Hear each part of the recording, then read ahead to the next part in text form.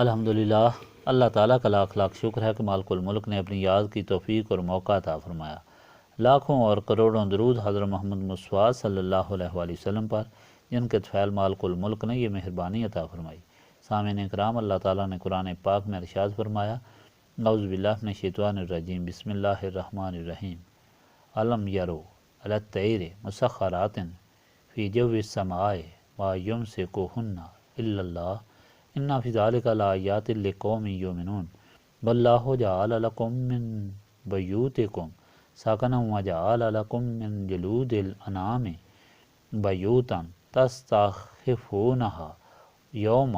ظعنکم و یوم اقامتکم ومن اصوافہا و اوبارہا و اشعارہا اساسا و متاعا الی حین واللہ جعل لکم مما خلق ظلالا وجعل لکم من الجبال اکنانا وجعل لکم سرابیلا تقیکم الحر وسرابیلا تقیکم باسکم کذالک یتم نعمتہ علیکم لعلکم تسلمون فإن تولوا فإنما علیک البلاغ المبین یعرفون نعمت اللہ ثم ینکرونہا وَأَكْثَرُهُمُ الْكَافِرُونَ وَيَوْمَ نَبْعَثُ مِنْ كُلِّ أُمَّةٍ شَهِيدًا ثُمَّ لَا يُؤْذَنُ لِلَّذِينَ كَفَرُوا وَلَا هُمْ يُسْتَعْتَبُونَ وَإِذَا رَأَى الَّذِينَ ظَلَمُوا الْعَذَابَ فَلَا يُخَفَّفُ عَنْهُمْ وَلَا هُمْ يُنظَرُونَ وَإِذَا رَأَى الَّذِينَ أَشْرَكُوا شُرَكَاءَهُمْ قَالُوا رَبَّنَا هَؤُلَاءِ شرکاؤنا الذین کنا ندعو من دونک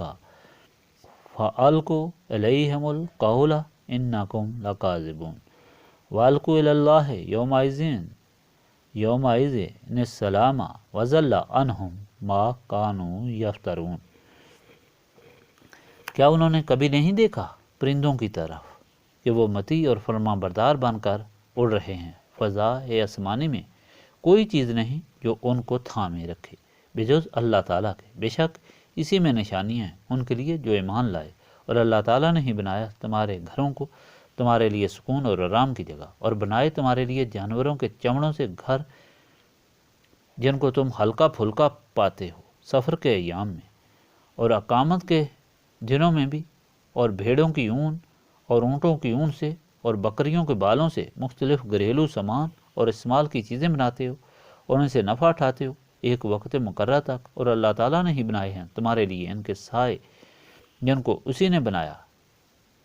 اور اسی نے بنائے ہیں تمہارے لیے پہاڑوں کی پناہ گاہیں، اور اسی نے بنائے ہیں تمہارے لیے لباس ایسے جو بچاتے ہیں تمہیں گرمی سے، اور کچھ ایسے لباس جو بچاتے ہیں تمہیں لڑائی کے وقت۔ اس طرح وہ پورا فرماتا ہے اپنا احسان تم پر تاکہ تم سر اطاعت خم کر دو، اور اگر وہ منہ پھیریں تو آپ صلی اللہ علیہ وآلہ وسلم کے ذمہ تو صرف وضاحت ہے اور پیغام الہی کو پہچانا ہے۔ وہ پہچانتے ہیں اللہ تعالیٰ کی نعمت کو، پھر انکار کرتے ہیں اس کا، اور ان میں زیادہ لوگ کافر ہیں، اور قیامت کے دن ہم اٹھائیں گے ہر امت سے ایک گواہ ان پر، تب ان لوگوں کو اجازت نہیں ہوگی جنہوں نے کفر کیا، اور انہیں منایا جائے گا، اور جب دیکھ لیں گے وہ لوگ جنہوں نے ظلم کیا عذاب کو، تو اس وقت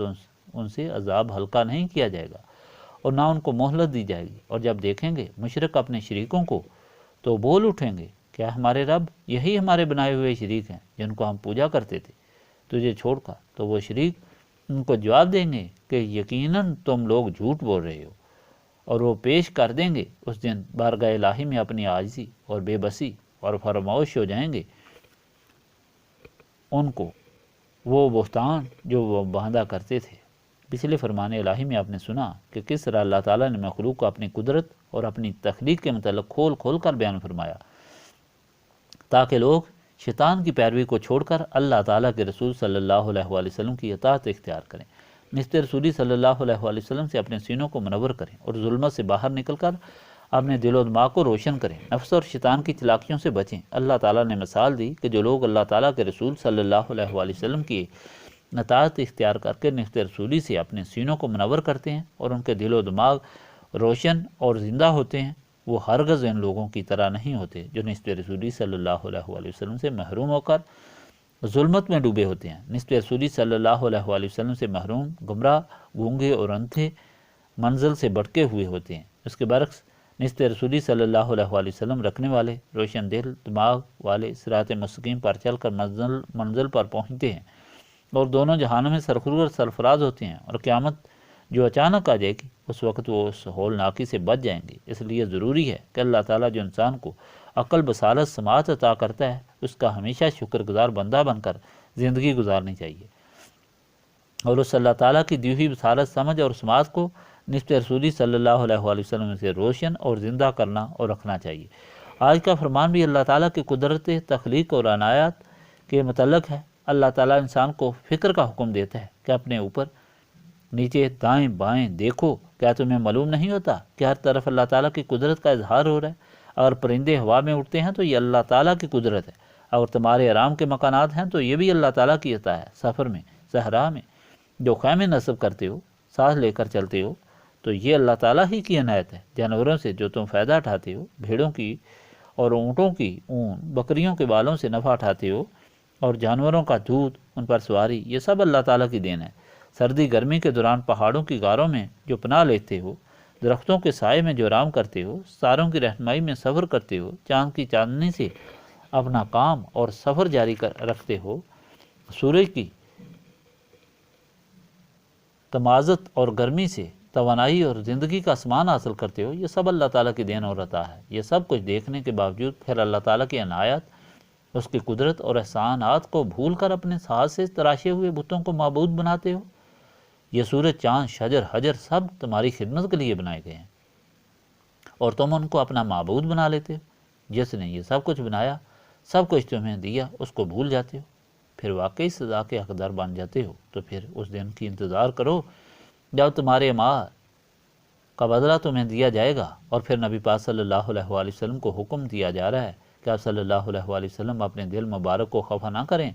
آپ صلی اللہ علیہ وآلہ وسلم نے اپنا فرض تبلیغ ادا کر دیا ہے، اب ان کو ان کے اعمال کا بدلہ دیا جائے گا۔ جب قیامت میں یہ پیش ہوں گے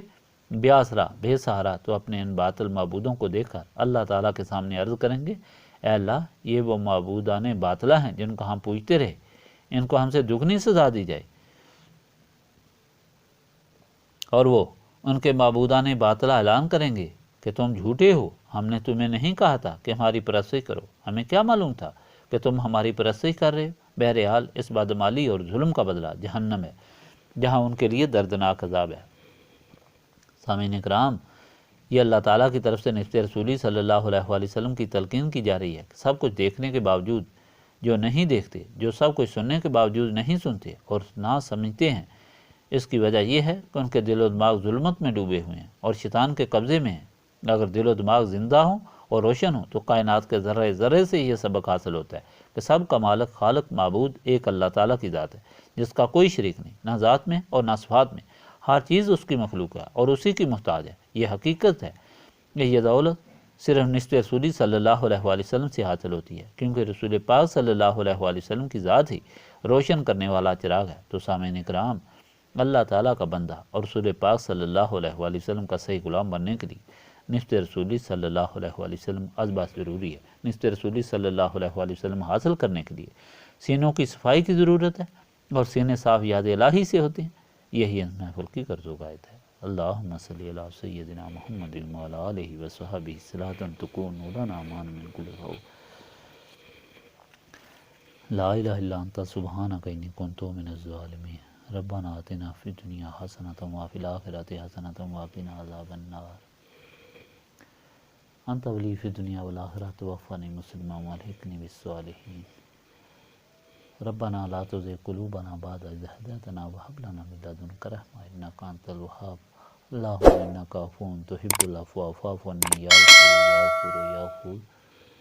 استغفر الله العظيم الذي لا إله إلا هو الحي القيوم وأتوب إليه۔ ربنا تقبل منا إنك أنت السميع العليم وتب علينا إنك أنت التواب الرحيم۔ سبحانك ربك رب العزة عما يصفون وسلام على المرسلين والحمد لله رب العالمين۔